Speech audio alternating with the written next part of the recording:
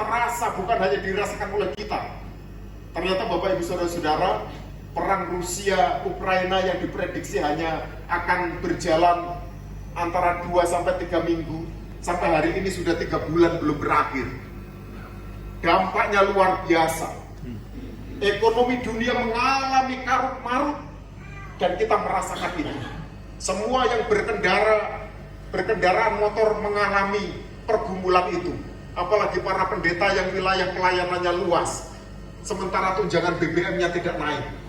Harga BBM naik terus. Tidak ada pilihan lain bagi pemerintah untuk menaikkan harga BBM. Asumsi dasar APBN kita itu hanya $64 per barel. Sementara kemarin harga minyak bumi sampai $120 per barel. Hari ini puji Tuhan turun $88 per barel. Mudah-mudahan besok ada pengumuman harga BBM turun, sehingga Majelis Jemaat tidak perlu menaikkan tunjangan BBM. Konteks global tentu bukan hanya BBM, tetapi sistem ekonomi kita kemudian mengalami polarisasi, mengalami pergeseran, mengalami situasi dampak dari pengaruh global. Geopolitik berubah, orang kemudian semakin hati-hati mau berpihak kepada Putin atau akan berpihak kepada Joe Biden. Orang hati-hati semua, termasuk Presiden kita Jokowi begitu sangat hati-hati untuk mau mengatakan sikap bahwa Indonesia itu non-blok. Non-blok itu artinya tidak jelas.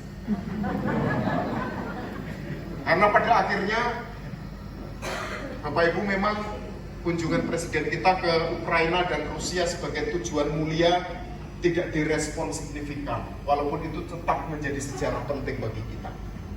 Ada konteks nasional kita yang juga tentu belum berakhir. Pandemi COVID masih menyisakan situasi-situasi yang tidak ringan bagi kita. Masyarakat kita kemudian juga mengalami situasi-situasi ekonomi yang tidak ringan. Ada jutaan saudara-saudara kita di PHK, atau paling tidak kemudian tidak jelas hari ini nasibnya. Dirumahkan dengan tidak tentu kapan akan dipanggil kembali. Mudah-mudahan akan dipanggil perusahaan dan tidak dipanggil oleh Tuhan, karena mereka tidak punya rezeki-rezeki untuk menghidupi keluarga mereka. Ada konteks nasional yang hari ini kita juga harus menyiapkan diri bahwa kita akan menghadapi pesta demokrasi tahun 2024 yang sudah dimulai beberapa minggu ini dengan pendaftaran partai politik peserta pemilu. Tahun 2024 akan ada 2 event besar. 14 Februari pada hari kasih sayang itu kita akan diuji apakah kita akan masih saling menyayangi atau tidak.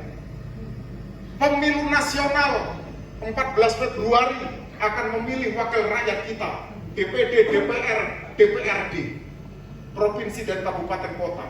Dan pada bulan November kita akan diuji lagi kesabaran dan cinta kasih kita dengan pemilu nasional, pemilu lokal, yaitu pemilihan kepala daerah serentak di 540 lebih kabupaten kota dan 37 provinsi kita. Bapak Ibu, sekarang provinsi kita sudah 37.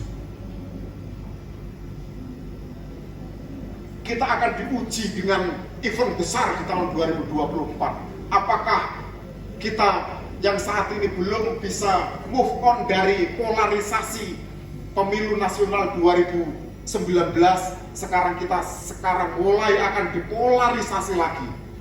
Mudah-mudahan seluruh entitas GKSBS tidak akan terpecah belah oleh konteks pesta demokrasi kita. Kita juga memiliki konteks regional kita Sumatera bagian selatan, di mana kita masih berhadapan dengan isu-isu kemiskinan, di mana masih ada Lampung dan Bengkulu yang tercatat sebagai daerah miskin di Indonesia. Tentu ini juga harus diuji kesahihannya, karena seringkali bahwa data pusat statistik itu juga punya tujuan-tujuan politis. Daerah-daerah ketika dikatakan miskin, mereka kemudian protes ketika pemerintah kemudian mengajukan program untuk daerah-daerah miskin, karena mereka kemudian berlomba-lomba, yang kaya memiskinkan diri untuk mendapatkan program-program nasional untuk pengentasan kemiskinan. Jadi yang disebut miskin itu Bapak Ibu memang perlu diuji. Tetapi bahwa kita juga melihat situasi itu. Ada konflik-konflik pertanahan, ada konflik-konflik ekologi atau lingkungan kita. Ada saudara-saudara kita suku anak dalam yang memang Tuhan titipkan mereka di bumi pertiwi ini untuk hidup berdampingan dengan alam. Tetapi mereka sekarang harus keluar dari rimba mereka oleh karena hasrat dan penafsiran yang keliru akan tugas pengutusan dalam kitab Kejadian. Kuasailah bumi dan taklukkanlah. Dan sekarang telah terjadi penguasaan dan penaklukan alam semesta yang luar biasa.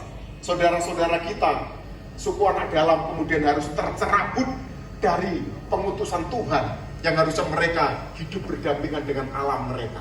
Mereka sekarang harus belajar menyesuaikan dengan kita. Mereka harus hidup menjadi masyarakat modern, sementara fitrah mereka sebetulnya harus hidup bersama dengan alam.